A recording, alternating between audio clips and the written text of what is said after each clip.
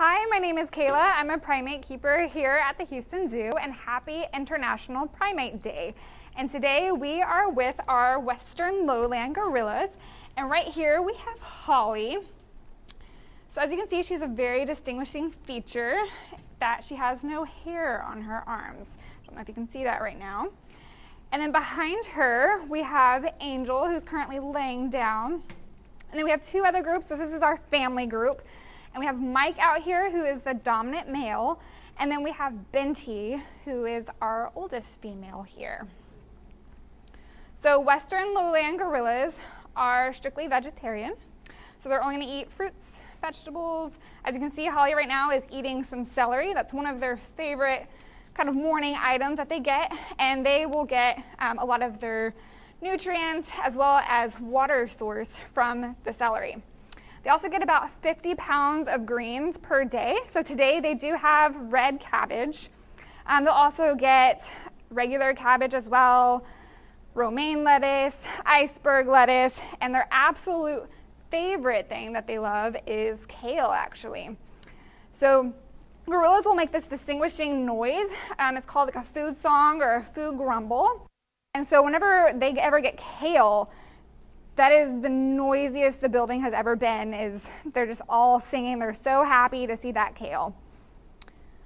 So within a family group, it usually consists of one male with multiple females.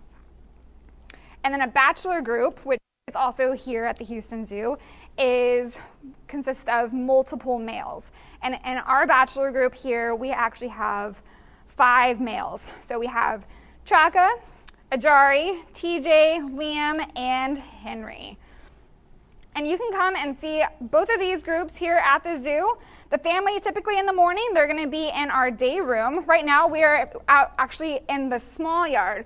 So to see them out here, there's actually a really great feature that we have here, is that you can do a behind the scenes tour where you will actually get to come get up close and personal with one of our troops.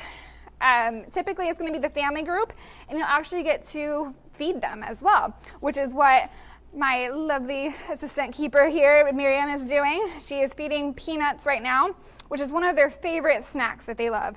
So Mike just joined us up here. He is our dominant male of this family group, and he has a very important role for this family group. So not only is it his job to keep the family safe, so protect them from any dangers that might pop up, which they wouldn't really pop up here at the zoo, but out in the wild, that's his job to do that. But also he is the keeper of the peace. So if the girls were to ever break out into a little squabble, so sometimes we get arguments with our siblings, it's his job to go in and break up that fight and kind of reprimand them, put them back in their spot, so that way everyone gets back along together. So Mike here is around 350 pounds. So males are going to range anywhere between 350 to 450 pounds. Kind of a little bit on the lower end. He has a nice physique. He's one of our, as you can see, he's very muscular.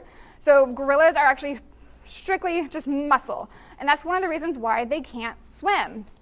So you can see there's a little pool feature out here and also in the main gorilla yard. But those are going to be very shallow to where they can actually stand up in that water. And typically you're not going to really see them in there very much. Every once in a while you might see actually the younger males do that. And actually a lot of the times it's going to be TJ and Liam. And they absolutely love to just body slam each other into that water. They'll do like diving, almost seems like they're doing diving competitions. It's very fun for us keepers to watch as well. And we know a lot of our guests get a really kick out of that. And then for females, they're going to range anywhere between 150 to 250 pounds. So Angel and Holly, they're probably about close in weight right now, and around that 200 pound.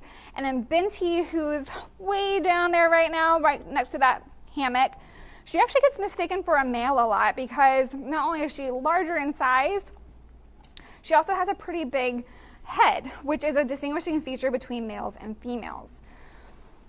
But she is a female. So as you can see, Mike right here, now that we're up close with him, he does have that large head. And then another way to tell a male versus a female is that the male will have that distinguished silver back. So if he does kind of show us his back a little bit, you can see his upper half of his body is pretty black, but then the lower part of his body is going to be that very silver.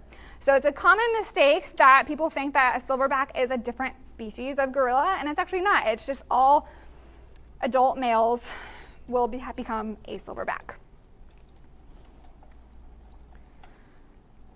So right now we are in our gorilla small yard, so you cannot see it from the public. Like I said, you can book a behind-the-scenes tour, which is where you will come and see them where they are at right now. And right now, Mike is eating peanuts. So we do give them different foraging items because they are natural foragers. And what they will do is, as they're walking around, they're going to be looking on the ground for either like different types of seeds or nuts that have fallen. So we give them peanuts. Sometimes they get mixed nuts, currants, raisins, all sorts of different things. So unfortunately, gorillas are endangered. And the reason for that is because there is a little mineral in all of our electronic devices that can be recharged. And it's called coltan or tantalum. But all is not lost. You can recycle your cell phones and they can reuse that mineral in future devices. But also by you supporting the Houston Zoo, you're helping us save them in the wild. We are actually partnered up with a couple of different conservation partners, one of them being Grace. And what they do is they take in orphan gorillas, they help nurse them back to health and release them back out into the wild.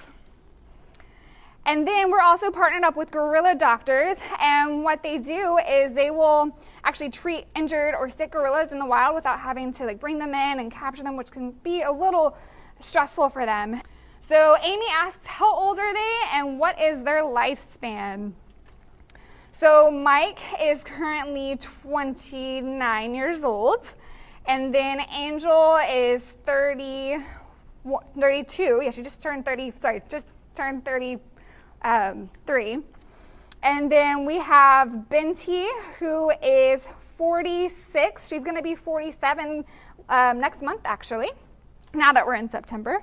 And then Holly is 31. And I'm sorry, actually, Angel is 34 years old. She just turned 34. You know, life happens. We always age every year, and sometimes we just want to hit pause. But for their age ranges, for males, they're going to range anywhere between 30 to 40 years old. And then for females, around 50 to 60 years old. In the wild, you can actually take off 10 years. So they typically will live longer in the zoo setting. So Binti, like I said, she's a little bit up there, but she still has quite a ways to go. She's in good health.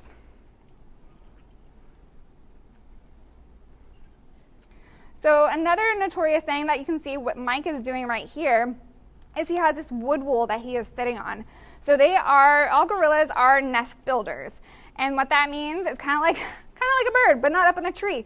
They will grab different items such as grass, hay, wood wool, other types of planty and leafy materials, as well as any branches and stuff that they chew on. They'll shred it, and they can actually make it into a nest. And so that's actually a really great way of tracking gorillas' numbers in the wild, is by each individual will make its own nest to either sleep in at night or even during the day. Mike here specifically loves wood wool. He'll actually, if you see him walking around, he will drag it around with him, as he's just doing right now. Whereas the other gorillas are not as particular. As you can see, Angel's just kind of sitting right there. She doesn't need any of that bedding. And then Binti is happily content just laying on the ground down there. And as you can see, she is foraging right now. So we also did give them some birdseed and currants, as well as sunflower seeds today. So it's lots of different things for them to find and munch on as they're going throughout the day.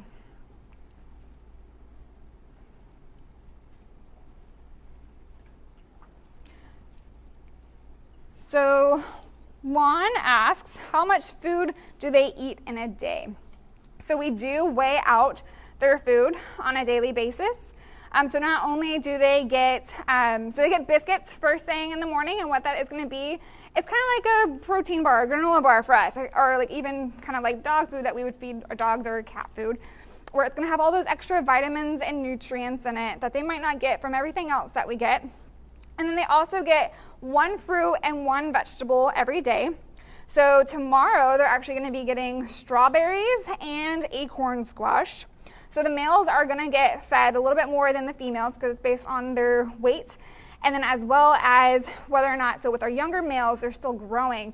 So we do need to supplement them with that extra nutrients, so that way they can help with growing. And then they also get celery every day, so we get that in the morning for them. And then, like I said earlier, that they get about 50 pounds of greens per day, and that's going to be split up between the morning and the afternoon, and they do get fed all throughout the day. So in the morning, like I was saying, they get those about half their biscuits, half their fruit, and then we will actually set up their areas for the day with their greens, their celery, browse materials, which could be banana leaves, bamboo, ginger, all sorts of different things, which is actually really great because we grow it here at the zoo. So it's really awesome that we have a horticulture team that comes and provides it for us on a daily basis. And they'll also get those forage items, and they will also get, you can't see it right now, but we also give them different enrichment items as well. So ours that we gave today is cup feeders. So what this kind of device is a bunch of little cups that are stacked on top of each other. And we put different forage items in it. So I believe it was either peanuts or popcorn. Those kind of the 2 best things to put in it. And they will actually manipulate those cups to be able to reach that that food item in there. And so it's kind of like a puzzle feeder, and it helps to stimulate their minds and stuff, and like their just natural behaviors of kind of manipulating things.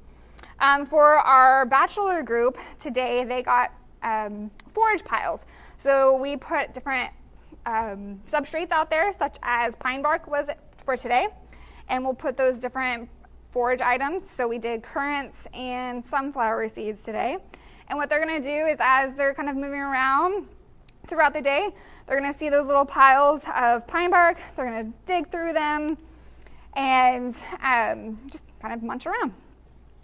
So as you just saw, Mike did just climb, and we are upstairs as well. And there's a little downstairs area that Binti likes to usually hang out at.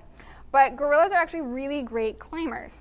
And I guess Mike is wanting to be camera shy now, but have no fear. We do have Holly, who's sitting right now munching on some celery, and Binti downstairs, who's also munching on some celery. But they are great climbers. And so I did not mention this earlier, but these are western lowland gorillas, and there are 2 different species of gorillas. There's eastern and western, and then there's 2 subspecies per those species, and so these are western lowland gorillas. Fun fact, and if you want to sound smart to all your friends, their scientific name is actually super easy. If you can say gorilla 3 times, you know their scientific name. It is gorilla, gorilla, gorilla. So hard, I know. All right, so Daniela asks, where do they all come from, rescued or born at the zoo? So they were all zoo born, and they came from actually different zoos. So none of them are related within our family group. The only closest relatives that we have would be Ajari and Binti, and I believe Binti is Ajari's aunt, removed. But Angel came from the Denver Zoo, and then Holly, Binti, and Mike all came from the Bronx Zoo together as a group. And then for the bachelor group, they also came from different zoos as well. Henry came from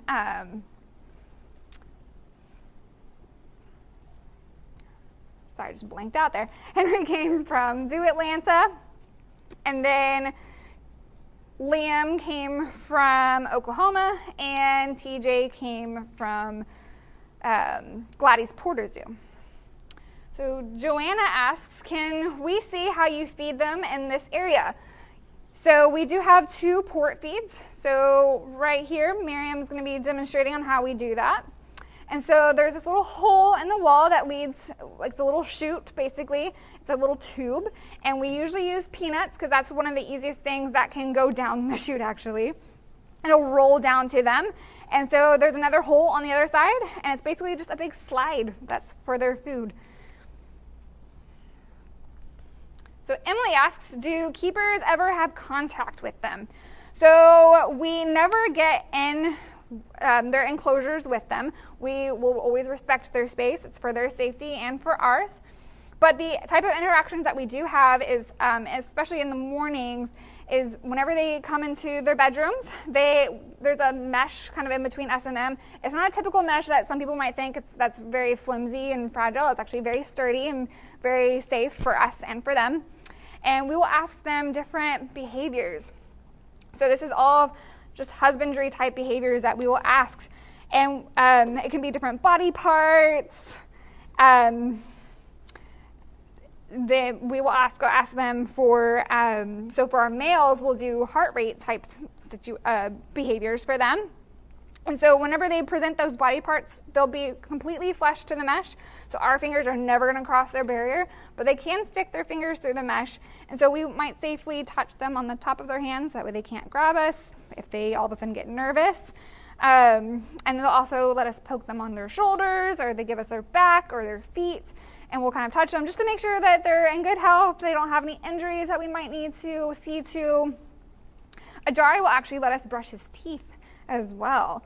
So there's a lot of really great behaviors, and everything is done based on what they're comfortable with giving us.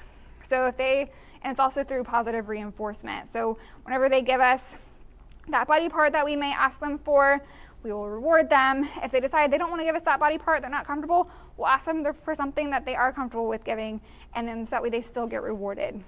We're never going to have them do anything that they don't. So actually, funny enough, earlier this morning, they actually didn't want to come outside, and we weren't going to force them. We left them with that decision, if they wanted to come out or not. And so we just gave them their time, we gave them their space, and after they all seemed comfortable in coming outside, we were able to have y'all enjoy them out here. Dominic asks, what type of enrichment do they get to do? So today, they do have the cup feeders. So that's going to be a type of puzzle enrichment. They will also get boomer balls sometimes. Those are really great for hot days because we'll put some juice in there, we'll freeze. So it's a nice cool treat that they actually have to wait for as it melts, or they'll shake up that ball. And we'll even put some other small things in there, such as birdseed that they have to shake out. They're also natural foragers, so we'll do different forage piles, such as pine bark, which is what the bachelors have today. If they're inside, then we'll typically give them either pine shavings or beta chips. Real quick, I do want to address what Holly is doing right here. So they will not necessarily take baths per se. They don't really care for water, but they will just self-groom. So she will lick her fingers and rub different areas of her body that she feels like needs to have some attention, and she'll just naturally clean it herself. And they're actually really great at, if they ever have any injuries, they're really great at just naturally healing themselves. There's just some type of healing property within their saliva that they'll lick that finger, they'll lick that wound, and we've seen that their wounds just heal so much faster than they would for us humans. Other types of enrichment items that they might get would be like paper products, which they really love, especially the younger males. They love paper towels. They will just go around and grab that paper towel roll and just run around with it like a big streamer. It's a lot of fun to watch them do that. So thank you for tuning in, and join us next week at Llamas, and then happy International Primate Day.